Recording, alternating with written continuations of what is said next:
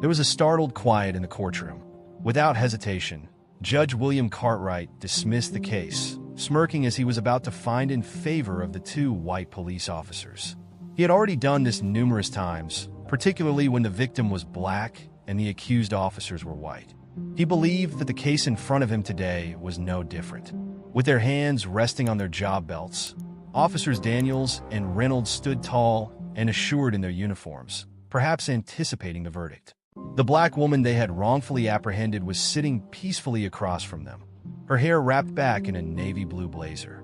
Throughout the trial, she had remained silent, allowing her public defender, a frightened young man just out of law school, to speak for her. With his gavel in hand, Judge Cartwright leaned forward. The black woman gently got up from her seat, according to this court. Her tone was sharp, unwavering, and calm. I want to remind the court that I am a United States attorney before you make your decision, Your Honor. Everywhere in the courtroom, there were gasps. Daniels, the officer, recoiled. In a moment, Officer Reynolds' arrogant smile vanished. The public defender even turned to look at her, his jaw agape. Judge Cartwright's face was losing color as he blinked quickly. His mouth opened, but nothing came out. Tension was suddenly roiling in the courtroom, which had before been filled with the placid assurance of yet another unfair verdict. In his hands, the judge's gavel shook a little. A lawyer in the United States? The golden symbol gleamed in the courtroom lights as the woman held up her ID and badge. As she saw the understanding sink in on them all, a knowing smile curved her lips. Your Honor, I would like to see you dismiss my case now, she remarked. The judge took a deep breath. He was speechless for the first time in his career. It had begun on a typical evening 3 weeks prior. Tasha Williams had just returned from a demanding workday. She was accustomed to dealing with high-stakes matters as a federal prosecutor. Outside of the courtroom, however, she was simply another black woman attempting to go about her day without any problems. Before going home, she had grabbed a latte at a peaceful coffee shop in a suburban area. She wore a cream-colored shirt and basic business pants, just like any other professional woman. Outside the store, she hardly noticed the two policemen sitting in their vehicle. That is, until she heard a police siren beep sharply as she stepped outside. Hello, you. Confused, Tasha turned. Officers Reynolds and Daniels were approaching her. As though she had done something wrong, their hands were resting on their weapons. Yes, she said calmly as she inquired. What are you up to at this place? Looking her up and down as if she didn't belong, Officer Reynolds asked. Tasha scowled.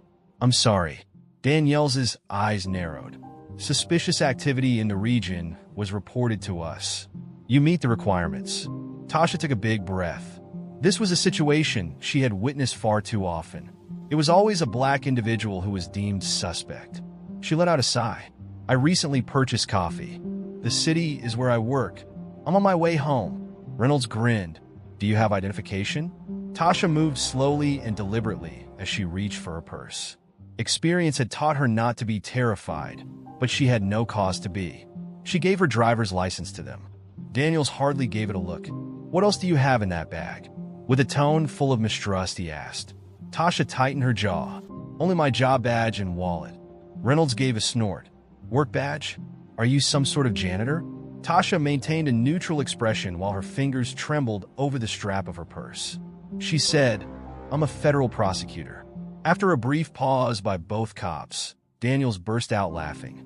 Yes, exactly. In addition, I am the U.S. president. Staring at them, Tasha knew what was about to happen before it had ever started. Suddenly, she was told to touch the cruiser's hood with her hands. Daniels, you're under arrest. For what purpose? She made a demand. Tasha wanted to giggle at the ridiculousness of it, but she resisted an investigation. Instead, when cold metal cuffs slammed around her wrists, she gritted her teeth. A few others had gathered in the area, observing the sight with differing looks. Some are worried, while others don't care. Nobody stepped in.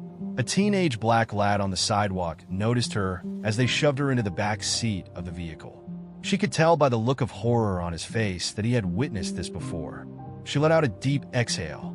The person they had just apprehended was unknown to them. She had a horrible night in detention. They had laughed it off, treating her like any other black woman making up stories, even after she had given them her name and position.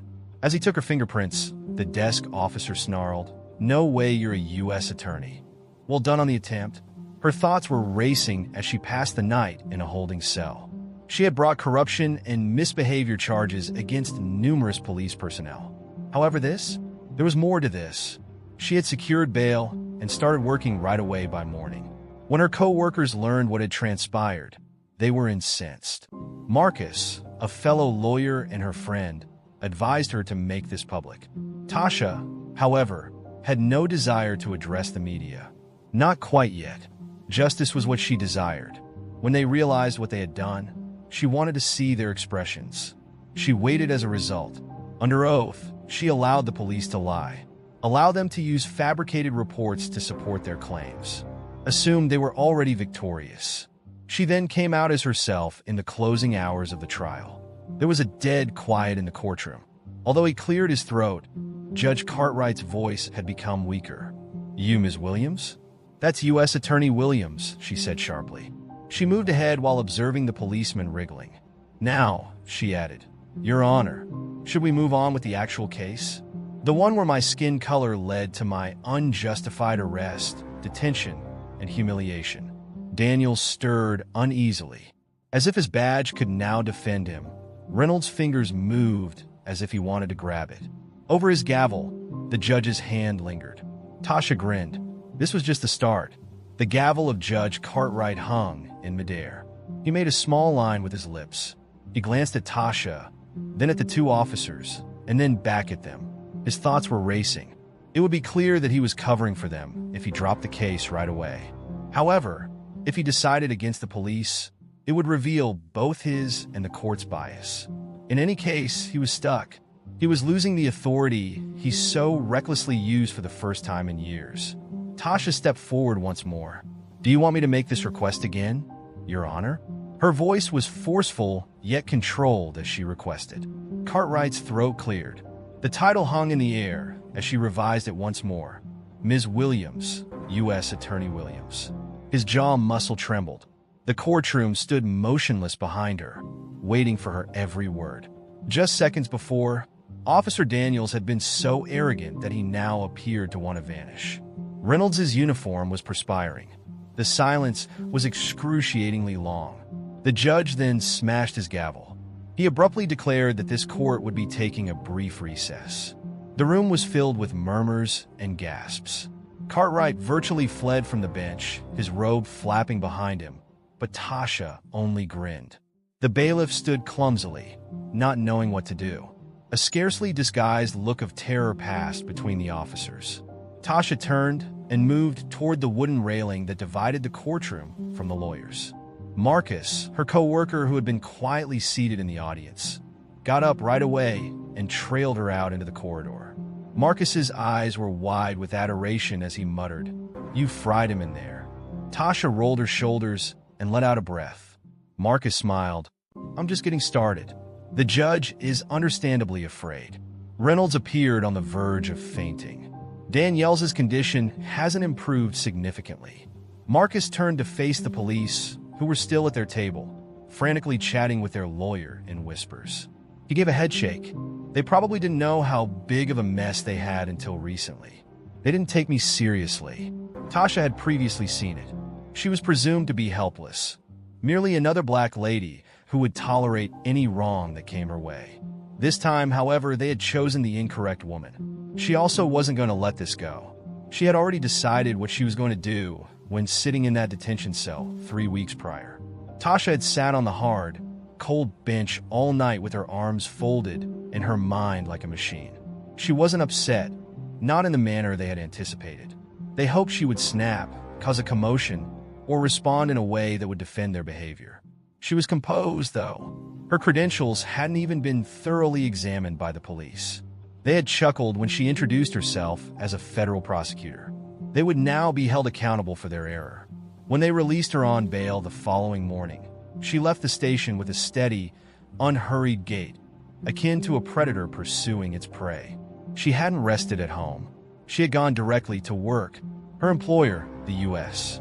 When she informed lawyer James Calloway what had transpired, he almost went crazy. He had screamed, his face flushed. "They arrested you." Tasha just gave a nod. Calloway was pacing behind his desk, running a hand through his graying hair. "Are they aware of what they have done?" "Not quite yet. However, they will." Calloway had summoned the legal team as soon as he received the arrest report. In a somber tone, he had stated, "They will regret this." Tasha had grinned. "Yeah, I understand." The officers behind in the courtroom were growing anxious. The room was still aflutter from the shock of Tasha's disclosure, and Judge Cartwright had not yet returned. Officer Daniels leaned in Reynolds' direction. He mumbled, "This is bad." Reynolds hissed, "No joke. Why didn't we verify her identity correctly?" Since she didn't appear to be a U.S. attorney, Daniels said sharply in a whisper. Reynolds wiped his face with a palm. "We must leave this situation. We must speak with the judge." Daniels glanced around the space. Like every other trial, he had anticipated this one to be a formality, a straightforward dismissal. Now though, too many people were watching them now. Too many people are observing. Furthermore, Tasha Williams wasn't a typical defendant. The defendant was her, the one who might put their careers on the line. It took 20 minutes for Judge Cartwright to return to the bench. His hands gripped the gavel with white-knuckled vigor, and his face was a little flushed. Tasha suspected that he had been making desperate phone calls during recess. To the police union, perhaps. Perhaps to his higher-ranking contacts, seeking an escape route. However, there was no escape. Not now. Cartwright repositioned his glasses and cleared his throat. He said sternly, "This court will now resume." Tasha folded her hands neatly on the table and sat back down. She said in a casual tone, just as I had been saying before the recess, "I anticipate that this matter will go as it should." The judge paused, clutching the side of his bench as though he were expecting a blow. At last he said something. "The move for dismissal will be heard subsequently by this court." A strategic maneuver. He was attempting to delay in the hopes that this would go away without a trace. Tasha, however, was not going to allow that to occur. She leaned a little forward. "Your Honor, that is not acceptable." His eyes jerked to her. "I'm sorry." With ease, she said, "You heard me. A decision in this case must be made today." The judge's nose widened. She was challenging him in front of everyone, and he detested it. Tasha, however, was not about to back down. Not right now. Never. Judge Cartwright tapped his fingers on the gavel and swallowed hard. Tasha waited and watched him. She was about to believe that he would attempt to dismiss the case, nonetheless, when she heard a voice in the rear of the courtroom. "We have new proof, Your Honor." Everyone's heads turned. A man with a heavy folder strode toward the front of the courtroom, wearing a smart gray suit. Tasha squinted her eyes. The plan did not include that. Curiosity filled the room. Judge Cartwright sat up swiftly in his chair, glad of the distraction. "And who are you?" The man adjusted his tie and grinned. "Jonathan Pierce, special investigator," he said. Tasha felt a knot in her stomach. Pierce worked for Internal Affairs, and that had one meaning.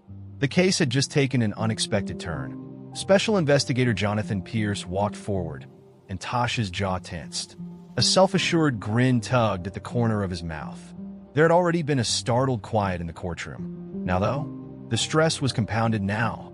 In law enforcement circles, Pierce was regarded as an unrelenting investigator who kept digging until there was nothing more to find.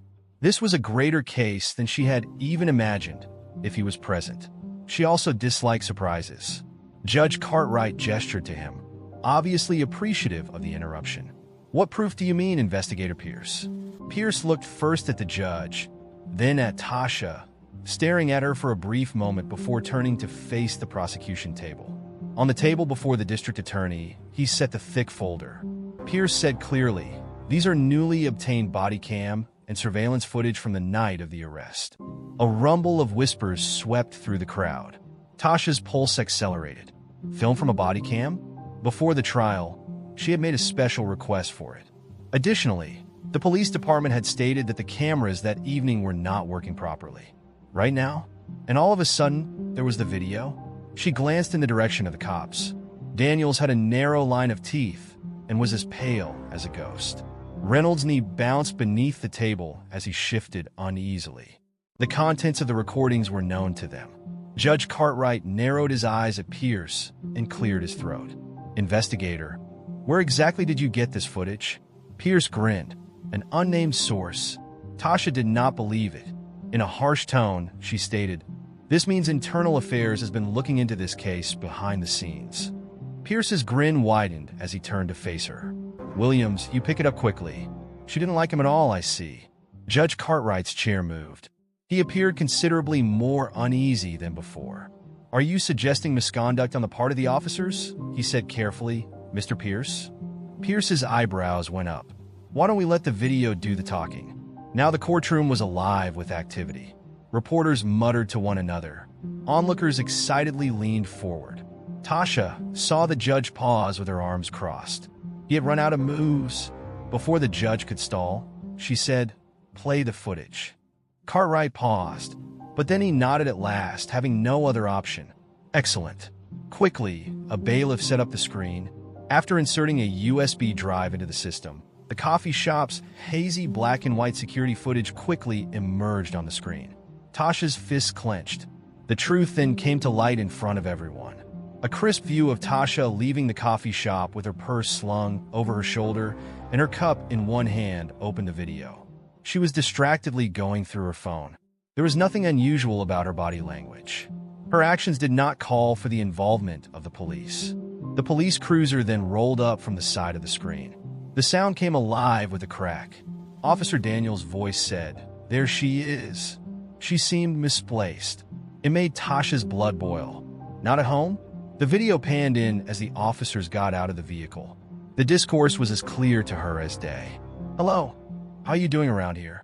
Tasha saw her former self turn around, looking bewildered. Then the part that caused her jaw to clench came. "Did you find anything else in that bag when she gave them her ID?" "Only my job badge and wallet." Reynolds sounded arrogant. "Work badge? Are you some sort of janitor?" A quiet giggle was soon heard from Daniel. "Look at her, bro, black woman. Nice outfits? Either she is a lawyer or she is a scammer." Tasha pressed her fingernails into her hands. The whole courtroom let out a gasp. She identified herself as a prosecutor. "Yes, and I declared myself to be the U.S. president." "Let's take her inside." She most likely had priors. Another gasp. A curse was muttered by someone. Tasha's arrest unfolded on the screen. The arrogance. Her arms were twisted by the officers. When she attempted to argue with them, they laughed. Then another perspective. Footage from a body camera. It was derived from Reynolds' perspective. As he held her arm, the camera shook a little. Daniel grinned at the camera. "Did you really think we would fall for that U.S. lawyer nonsense?" Tasha was furious after Reynolds mumbled something that made her blood boil. They always believe they are significant. However, they're all the same in the end. Quiet. Dead quiet. The video paused. The courtroom blew up. They were yelling. Journalists hurried to make notes. In an attempt to recover control, the judge repeatedly smashed his gavel. But there was mayhem. Tasha remained still. Her jaw tightened until it ached. She turned her head slowly in the direction of Reynolds and Daniels. They appeared to be walking corpses. Reynolds dripped sweat from his temple. Daniels' hands trembled. They were aware. They were aware that it was over. The face of Judge Cartwright was eerily white. Pierce appeared overly confident as he crossed his arms. "Well," he answered calmly, "Your Honor, we have all the proof we require, in my opinion." The judge's lips opened, shut, and then opened again. When he finally spoke, his voice faltered. "We're going to go to trial in this matter." One more loud eruption. Tasha grinned. They had believed she was helpless. They believed they had won. They were about to discover how mistaken they had been. She wasn't done yet, either. By no means. There were so many voices in the courtroom that it would be difficult to hear Judge Cartwright's gavel striking. Everyone in the room was shocked by the bodycam footage's discovery. Some reporters had already hurried out to relay the news, while others were scrawling notes quickly. Onlookers whispered. Shock, contempt, and satisfaction were mixed together on their expressions. The defense table, however, was the source of the room's loudest hush. Officers Reynolds and Daniels remained still, their faces devoid of any color. The consequences of what had transpired in front of the court were beginning to weigh heavily. They were apprehended, and this one had no escape route. After letting the moment sink in, Tasha stood up carefully while readjusting her blazer's cuffs. As she went forward, composed yet assertive, all eyes were on her. "Your Honor," she responded in a silky yet unwaveringly steely voice. "I formally request the dismissal of all accusations against me in light of this information." Judge Cartwright hesitated instantly. The turmoil in his eyes was visible to her. He would appear weak if he made a decision in her favor too soon. It would be terrible if he dragged it out. He couldn't possibly save face. He was aware of it. The whole room was aware of it. At last, he let out a groan and bent his temple as though the entire world had suddenly fallen on him. The charges against Ms. Williams are deemed to have no legal foundation by this court. Hereby, all charges are dropped. Audience members erupted in applause.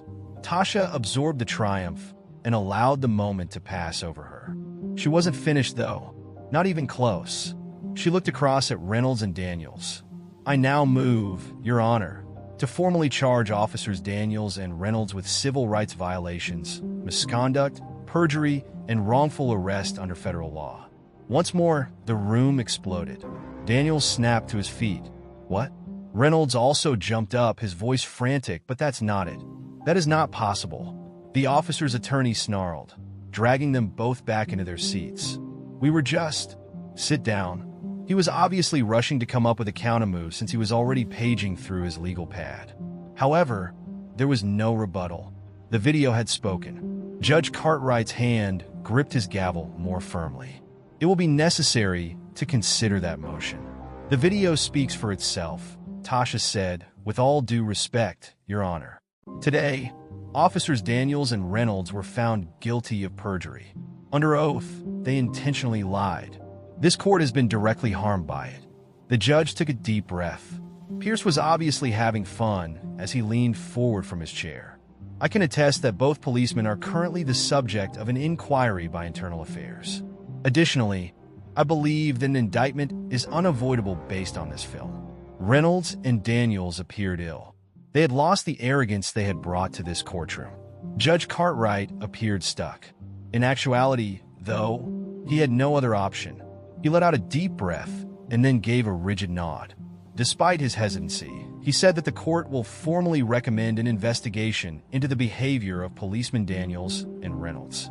It was insufficient. Tasha was aware of that. However, it was a beginning.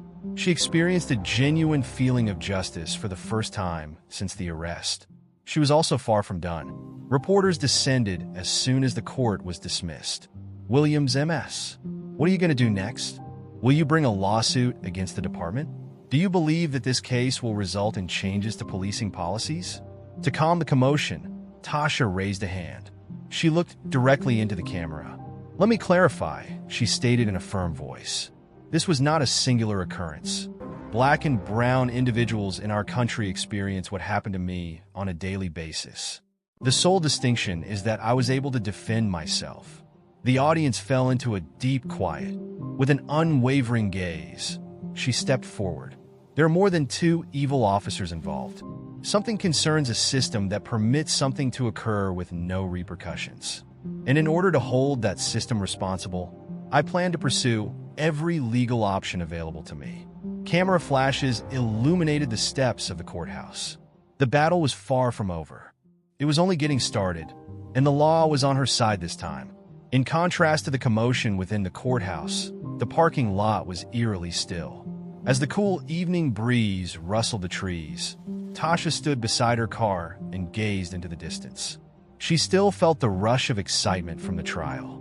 But reality was setting in now that the cameras were off. This was not the end of it, not even close. Before he said a word, she recognized the sound of footsteps coming from behind. "In there, you were a real beast." Marcus paused next to her and shook his head appreciatively. "Did you see Reynolds' face? I mean, really? I believed he was going to faint in the courtroom." Though she grinned, Tasha's gaze remained fixed on the horizon. "Yes, but it's not quite over yet. This is going to be fought hard." Marcus gave a quick exhale. Yes, without a doubt. The police union will pursue you. The department will attempt to spin this, and let's not even talk about that racist judge. At last, Tasha looked up at him. That's right. I must therefore move quickly. Before they have a chance to reorganize, I must outrun them. Marcus gave a nod. What comes next, then? Reaching inside her purse, Tasha took out her phone. In the morning, I will formally file a federal complaint against the department. Additionally, I'm requesting that both cops be relieved of their duties right away. And then, she gave him a direct glance. Judge Cartwright is my target. Marcus whistled quietly. Really? You're going to take on the entire system? A resolute smile curved Tasha's lips. I was pursued by the system. I'm doing the same now. Marcus laughed. Oh no, I adore you in this form. But Tasha's phone buzzed as soon as he finished speaking. Unknown figure. She scowled before responding after a brief pause. Hi there? The voice was deep and strange. Ms. Williams, you must stop what you're doing. Her blood froze. She stood up straight and gripped the phone more tightly. Who is this? A pause. A companion. Someone who understands that individuals like you can't defeat people like them. Tasha felt her heart race. She strained to speak in a composed tone. I advise you to think again if this poses a threat, because I'm not easily frightened. A low laugh. No, Ms. Williams. There is no danger here. It serves as a warning. Take a step back while you can. Click. The line died. Tasha lowered the phone carefully. Her heart was pounding. Marcus scowled. Tasha? Who was that? She took a deep breath. Her thoughts were racing through her head. She whispered, they just made a mistake. Marcus's gaze grew strained. What are you saying? Her look was unreadable as she turned to face him. They simply warned me when I'm approaching too closely. Tasha reached the United States the following morning. Lawyer's office prior to the sun rising. It wasn't unusual for her to have slept so little. She had drafted her lawsuit, studied case law, and practiced every potential response she may encounter during the course of the night. She no longer fought just for herself. She was standing up for everyone who had ever been unfairly singled out. A voice she recognized cried out as she entered the building. Williams, MS. She turned to see Jonathan Pierce, special investigator, leaning nonchalantly against the wall by the elevators. Tasha's arms were folded. I'll guess. Are you come to advise me to stop as well? Pierce pushed off the wall with a sly smile. Absolutely not. Actually, I believe you ought to exert more effort. Her forehead raised. Oh! Before lowering his voice, Pierce looked around to be sure no one was listening. Last night I dug a little. As it happens, Reynolds and Daniels, they've had a past. Tasha squinted her eyes. Proceed. Pierce gave her a tiny folder made of manila. Over the past few years, they have been the target of numerous complaints. Racial profiling, excessive force, and even a hospitalization of a black youngster during one of their alleged investigations. Flipping over the reports made Tasha's stomach turn. They're still on the force, though, since each and every instance was buried. The complaints vanished. Witnesses' accounts were altered. The evidence was gone. Tasha breathed out slowly. Therefore, someone has been filling in for them. Pierce gave a nod. Not merely one person. Cartwright judge. Tasha's eyes snapped up. What? Pierce gave the folder a touch. His courtroom heard the majority of the cases. And surprise, surprise, he consistently decided in the officer's favor. Tasha's jaw tightened. Cartwright had seemed dishonest to her. However, there was more to this. What are you saying, then? She asked thoughtfully. Pierce looked her in the eye. I'm suggesting that you don't only target the police if you truly want justice. His voice was low as he moved closer. You destroy the entire system. Tasha's heartbeat accelerated. Pierce leaned back and gave her a smug, annoying smile. You're in luck because I have a match. With her thoughts already racing with the next step, Tasha slowly closed the folder. When she entered the altercation, she assumed it was between two terrible cops. Right now, she now understood that the system as a whole was decaying from the inside out, and she was going to burn it. However, her phone buzzed once more as she opened her mouth to speak. One more unidentified number. She trusted her instincts. Curiosity, however, told her otherwise. She replied, A fresh voice. Male. Chilly. I warned you, Ms. Williams. You ought to have paid attention. A snappy click. Next. A boom loud. The earth shook under her feet. The windows of the structure broke. There was a blaring alarm. People let out a shout. Just as Tasha turned, she noticed black smoke rising from the parking garage, and exactly where she had parked her car. Fire and twisted metal were all that remained. With a pallid face, Marcus ran down the hall. Tasha? What on earth just took place? Tasha balled her hands into fists. They had just committed the greatest error of their lives. Her eyes were flaming as she turned back to Pierce. Let's set them on fire. Like a black flag of battle, the smoke curved toward the sky. The siren screamed, shouting, some running for safety, others frozen in astonishment. People raced in all directions. In the center of it all was Tasha. Her thinking was razor sharp, yet her pulse was pounding. Her car had been bombed. It was her automobile. This was no longer merely a danger. It was war. Marcus took hold of her arm. We must leave, Tasha. This isn't secure. Her gaze was fixed on the burning wreckage as she jerked free. As she moved closer, the flames danced in her reflection. If just a few minutes before, she had been in that car. No, that was not something she would consider. She snapped around, looking around the throng. This had been done by someone. There was a spectator. At her side, Pierce showed up with an enigmatic look. Are you okay? Tasha breathed out slowly. No. He rolled up his sleeves and remarked, Good. Because I'm not either. When firefighters arrived, they put out the fire. However, the harm had already been done, and those in charge of this were observing from someplace amid the confusion. She looked across at Marcus. File my lawsuit now. Even if we have to carry it into the clerk's office ourselves. I don't care. Before they do anything else, I want this to be documented. Marcus gave a nod. Think of it as finished. His voice trailed off as he paused. This is serious, Tasha. Are you certain you wish to continue pushing? Her jaw was fixed on his. All they did was try to kill me. Do you think I'm going to back down now?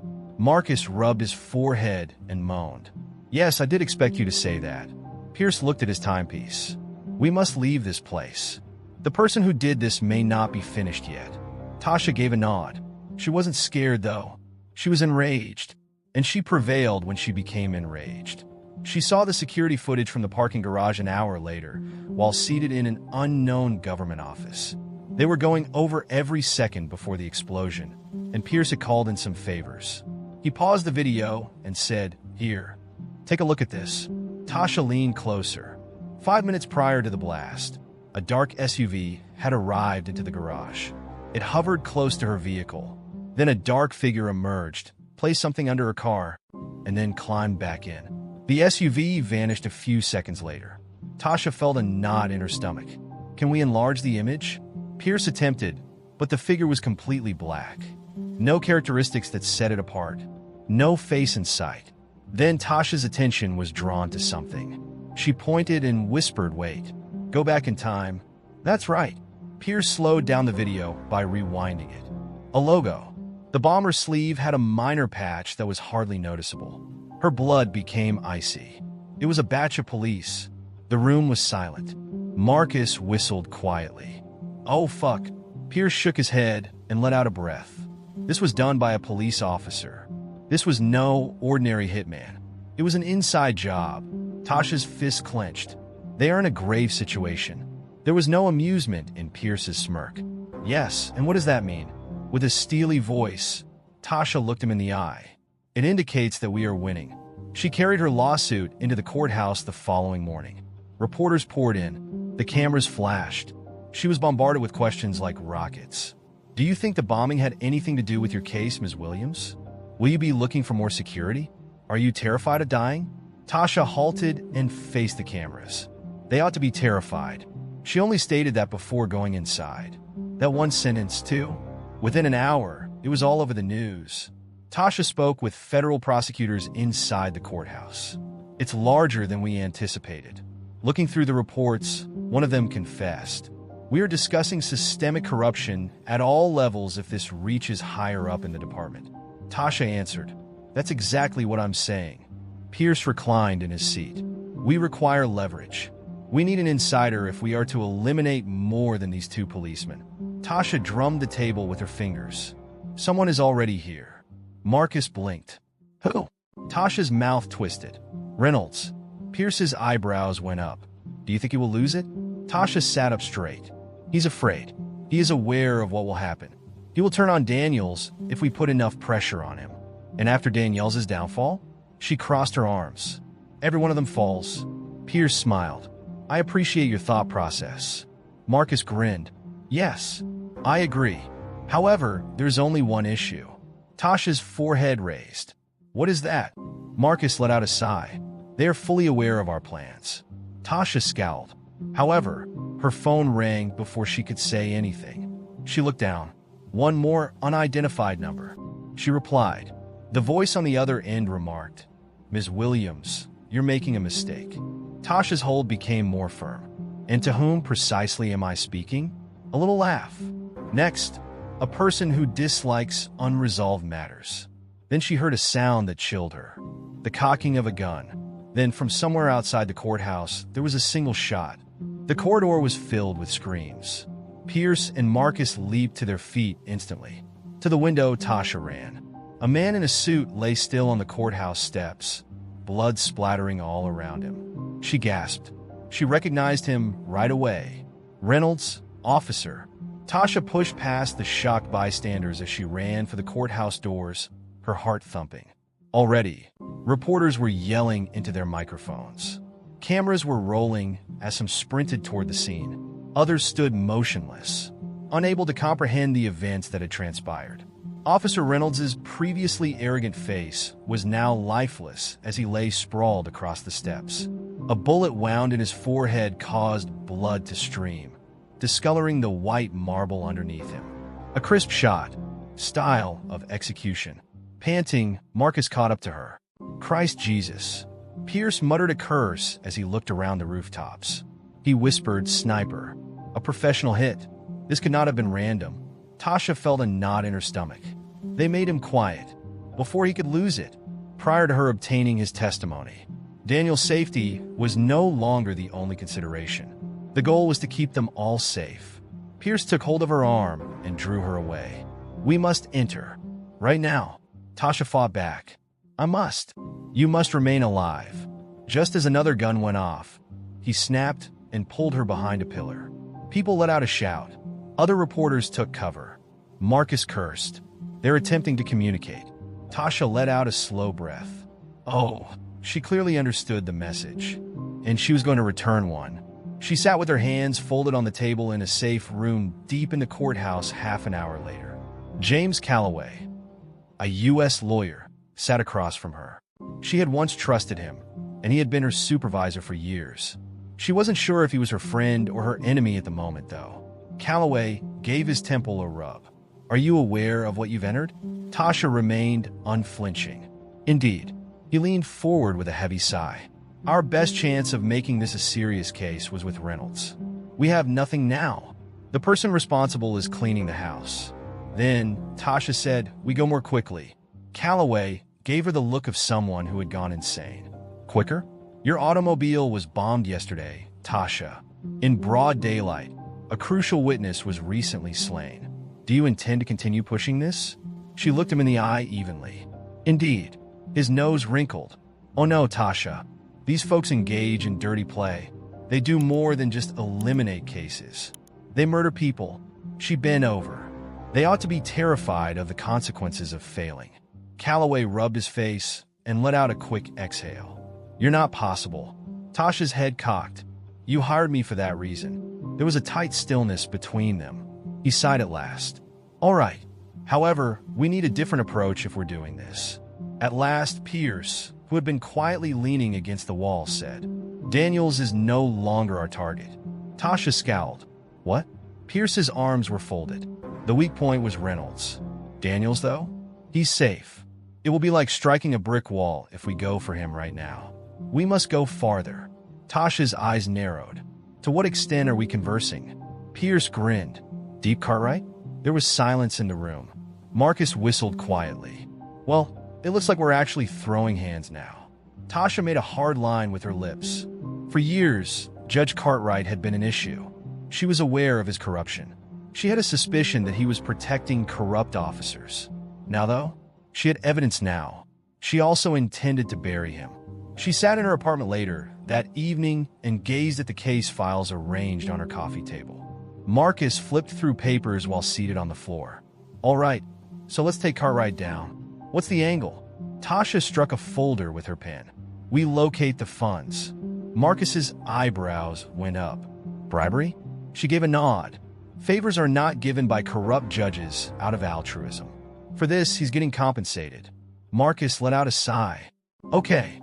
However, how can we locate that money?" They were interrupted by a knock on the door. Tasha stood warily and scowled.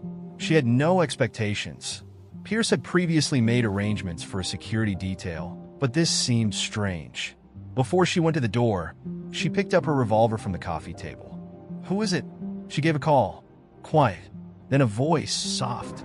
"We must speak." Tasha's hold became more firm. That voice. She knew. She opened the door slightly to check who was standing there and unlocked it. Her breath caught as she did. In the dark hallway, a woman stood with a hoodie partially covering her face. Tasha, however, was familiar with her. Erin Cartwright was her name, the daughter of Judge Cartwright. Tasha blinked. "Why in the world are you here?" Erin took a deep breath. She looked around anxiously. "I'm running short on time. They're unaware of my presence." Tasha felt a knot in her stomach. "Oh." Erin took a deep breath. "My dad, as well as his co-workers." Tasha examined her intently. "You're here, but why?" Erin grabbed into her pocket, her hands shaking. Taking out a flash drive, she put it in Tasha's hand. She said, "This is everything you need. The bribes, the names, the evidence." Tasha coiled her fingers around the drive. Her heart raced. It was this. The smoking gun was this. Erin, however, stepped aside before she could say anything. "You don't understand," she said in a tremulous tone. "They will kill you next if you don't defeat them now." Then there was a tremendous crack that reverberated along the corridor. The glass broke. Erin let out a cry and fell. Blood gathered at her feet after leaking into her sweater. Marcus grabbed Tasha backward and slammed the door shut before she could even react. "Sniper!" he shouted. Tasha fell to the floor. Her heart was pounding. Outside, Erin's body lay still, as well as in her hand, the flash drive, the final component of the puzzle. Tasha balled her hands into fists. The single person who could expose them had just been killed, and there was only one meaning for that. Now was her time to respond. Tasha put her back against the flat door and breathed in harsh, short gasps. Her heart was thumping. The air was heavy with the pungent smell of gunpowder. Just now, they had killed Erin Cartwright, directly outside her door. Marcus squatted next to her, holding his own firearm. "We must relocate. Right now." Tasha pushed the jolt from her mind. Beyond the recent death of a young woman who was attempting to assist her. Past the harsh, icy fact that the individuals she faced were prepared to murder anyone who stood in their way. Erin gave her a flash disc, which she gripped tightly. It was this, the last component. The person who placed the hit order was unaware of their failure, and she was going to take advantage of that. Tasha took her laptop off the coffee table and stuffed the disc into her pocket. "We're going out," she said, approaching the fire escape already. Marcus grabbed the doorknob and followed. Pierce must be aware of this. Tasha gave a nod. "On your way. Give him a call. We must now locate a safe place." Marcus pulled out his phone. However, the lights in the apartment flickered and then went out just as he was about to do so. The room was engulfed in darkness. Marcus cursed. They simply turned off the electricity. Tasha gripped her laptop more tightly. "They will arrive." The first shot splintered the wood as it ripped through the front door. Marcus took hold of her arm. "We must leave." They ran in the direction of the fire escape. Tasha pushed open the window. As she climbed onto the landing, the chilly night air rushed in. Marcus trailed behind them as more gunshots ripped into the apartment. They descended quickly, their breathing audible in the icy atmosphere. A black SUV screamed into the alleyway below it. More of them. Tasha muttered an expletive. "We're confined." Marcus drew his weapon. "Then we struggled to get out." With her thoughts racing, Tasha looked around the alley, and then she saw it. A few feet away, keys were still hanging in the ignition of an old delivery vehicle. She gestured. There! Enter. Marcus didn't think twice. He threw open the door of the truck and ran for it. Tasha chased after him. However, a bullet flew by her and lightly wounded her arm as she approached the entrance. She let out a yell of agony, but continued. She was unable to. She slammed the door after Marcus pulled her inside. Drive, she yelled. Marcus pressed the gas button. More gunfire broke out behind them as the truck lurched forward and the engine roared to life. Tires squealed. Metal bounced off bullets. Then, however, they vanished. They arrived at an abandoned warehouse district on the city's outskirts 20 minutes later. The engine was killed by Marcus. Taking deep breaths. All right, it was too near. Tasha pressed a palm to her bleeding arm and winced. They have finished their games. Marcus's expression darkened as he glanced over. Aaron was killed.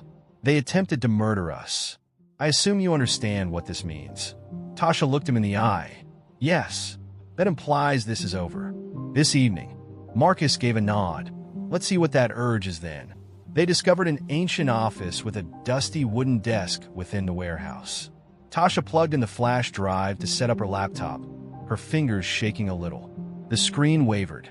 Dozens of folders then emerged. The first one was clicked by Tasha. A list of names.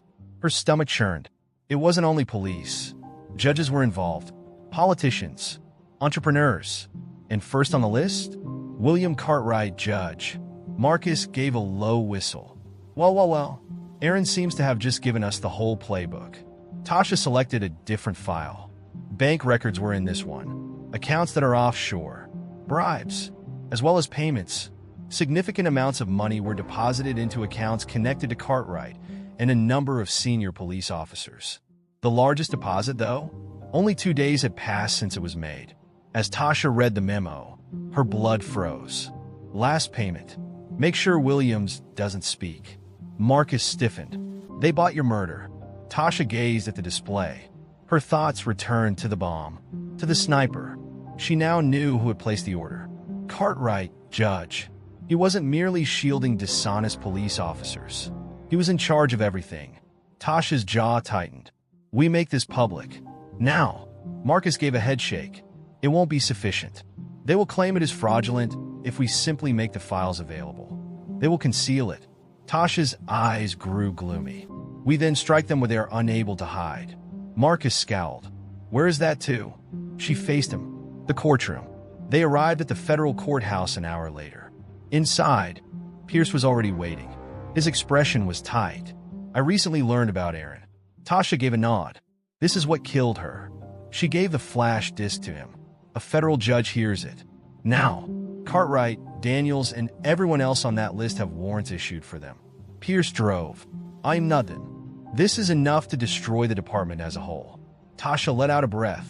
Excellent, because she would not stop until all of them had fallen. However, a shot was fired as soon as they entered the courthouse.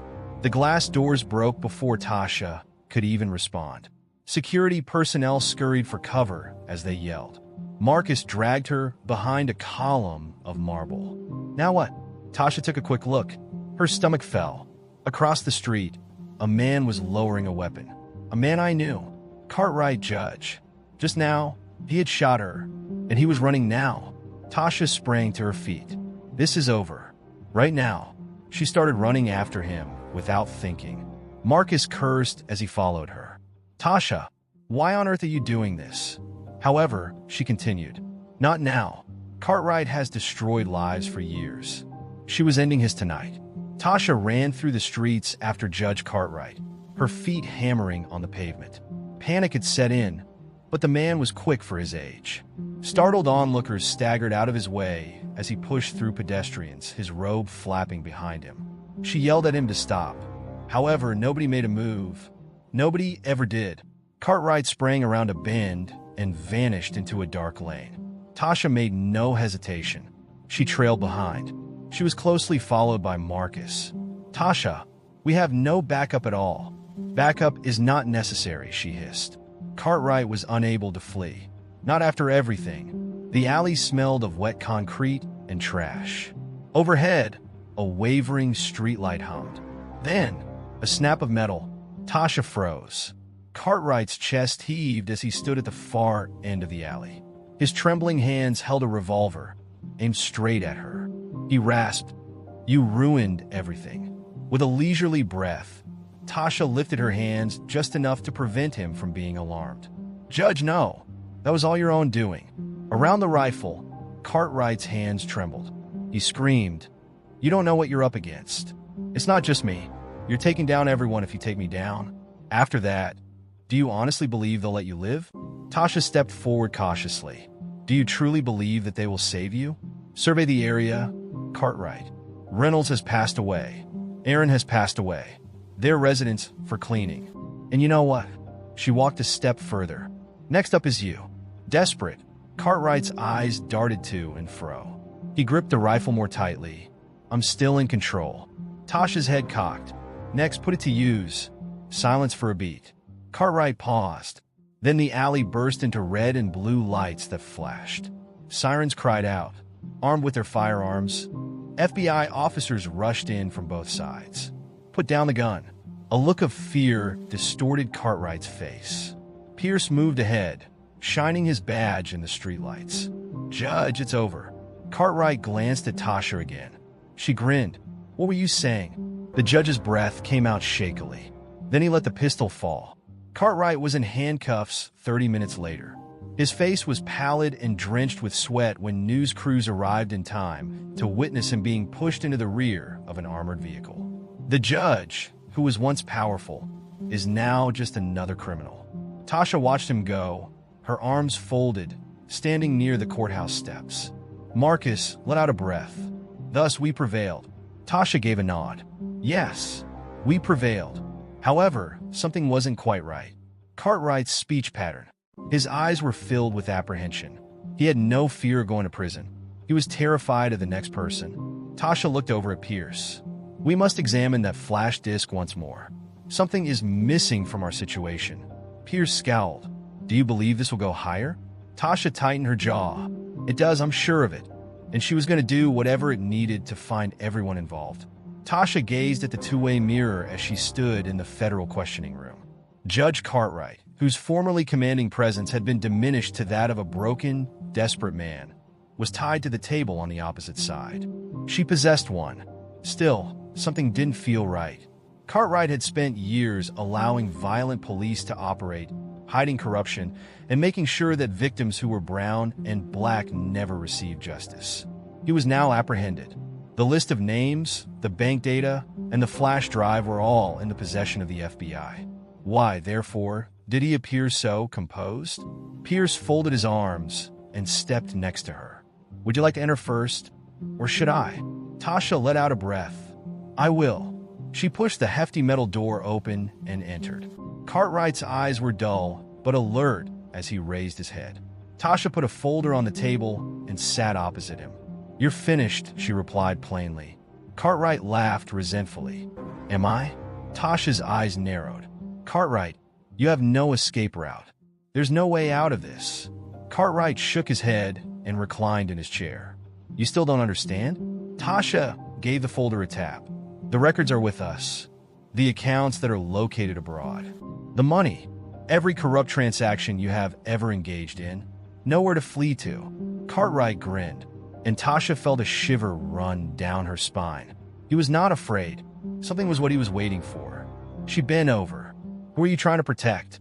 Cartwright's eyes darted to the mirror as he licked his lips. "Do you believe I was in charge?" Tasha scowled. "The focal point of everything was you." Cartwright shook his head and laughed again. "No, Ms. Williams. I was merely a component of the board. The actual participants? The courtroom is never where they sit. The courtroom is theirs." Tasha's heartbeat accelerated. "Give me a name, then." Cartwright looked at her. "Are you aware of the depth of this?" Tasha's jaw tightened. "No matter how deep it goes, I don't care. I'm going to bring you all down." With a sigh, Cartwright seemed to pit her. "Then you need to have paid attention to Aaron." Tasha stopped. Under the table, her hands clenched into fists. A whisper replaced Cartwright's voice. "They murdered Ms. Williams, my daughter. Additionally, they will not stop until they bury you as well. She felt a chill run down her spine at the words. However, she didn't flinch. Then, she continued, they had better be prepared for battle. Cartwright grinned once again. However, there was a reason for it this time. Sadness. Maybe perhaps approval. He leaned back in his chair and let out a breath. Okay then, I will reveal all to you. Chapter 11. The following 24 hours flew by. Cartwright revealed identities. Politicians as well as dishonest police officers. Executives in business. The system is owned by wealthy benefactors. Tasha realized how significant this was when she sat with FBI investigators as they combed through the material. One judge or one police branch was not the only source of corruption. It permeated every aspect of the legal system. Pierce said as he looked at the files, "You just opened the largest case in decades. We are discussing a conspiracy of Rico's magnitude." Marcus whistled quietly. Tasha agreed. This is going to change everything. However, she felt a knot in her gut, because they would not be defeated easily. Additionally, she had just made her back a target. That night was the first try. She left the courthouse and was followed by a black SUV. In her rearview mirror, she saw it. All her instincts were screaming at her. She alternated 3 times at random. She was followed by the SUV. She gripped the wheel more tightly. Next, another SUV pulled up, enclosing her. Her heartbeat quickened. There was no intimidation here. An extraction was made. She pressed the accelerator. She just missed a red light as she sped through an intersection, the tires screeching. Horn sounded. The SUVs came next. Next, fire. Her rear window was damaged by bullets. She took a detour. Hammering of the heart. "No, not today," she whispered. Ahead, a police checkpoint. She made no hesitation. She pressed the horn hard. She flashed her lights. Her automobile was rushing at them when the officers turned in time. Behind her, the SUV slid to a stop. They drove away as soon as uniformed police officers arrived. Tasha let out a harsh sigh. She was alive, for the time being. It was the nation's largest trial. In his testimony, Judge Cartwright revealed the internal corruption. Daniels was taken into custody. Then came dozens of officers. The police union fell apart. The only option available to the legal system was to transform. There was actual responsibility for the first time in years. Tasha, however, knew the battle was far from finished. Not even close. She gazed as the reporters gathered outside the courthouse. Pierce approached her from the side. "You succeeded." Tasha grinned. "No, we succeeded." Marcus shook his head and emerged. "And now everyone is aware." Tasha let out a breath. The burden on her chest eased for the first time in weeks. Justice had prevailed, and if they ever attempted to retract it, she would be prepared. Always.